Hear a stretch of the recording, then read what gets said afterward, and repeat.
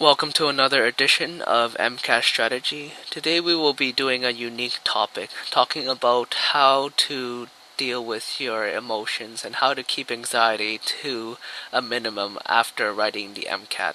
This is important because the MCAT is an important exam and the month-long process of waiting can be pretty grueling at times.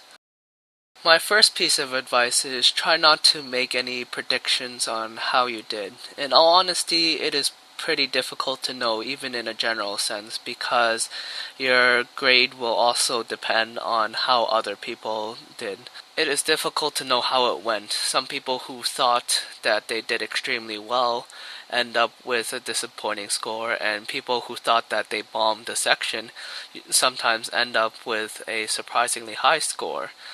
And that is why it's best not to make any predictions right after the exam.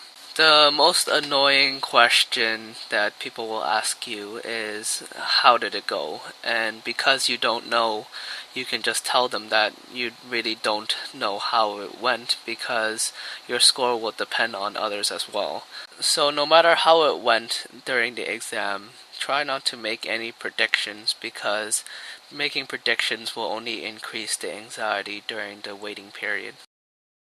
The exam is over, so there's not really a point to doing what a lot of people do after exams, going home and looking things up to see if they got things right or wrong. It is a long wait, and any little thing that you do to add to your anxiety, you'll have to carry that anxiety around for a month. So just relax. It is a big exam and there are a lot of variables, so try not to fixate on anything small that may have gone wrong during the exam, and try to remain relaxed and keep your mind off of it because focusing on little small details for a month and thinking about them over and over is going to drive you bonkers during the month-long wait.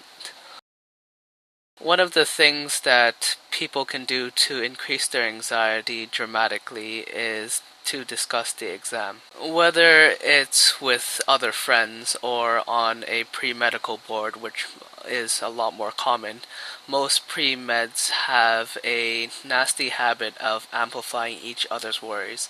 I'm sure you've come across those situations where one person is worried, talks to another person who is worried, and both of them end up being more worried after the conversation. So, if you don't want to put yourself through the anxiety, try to refrain from discussion. And even though people say it's easy or hard, you shouldn't let that bother you because, in all honesty, they will have difficulty judging how they did. So, whether they thought it was easy or hard, it really doesn't matter.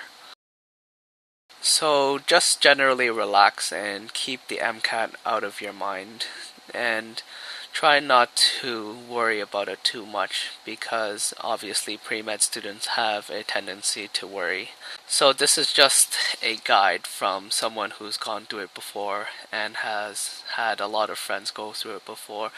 Try not to become fixated on thinking about the MCAT exam because if you start early, then it becomes a habit and it will only get worse as the score release date gets closer. So that's all for this video. Any suggestions, comments, or discussion is welcomed. As always, please comment, rate, and subscribe. Until next time, keep on practicing. This is MCAT Strategy, logging off.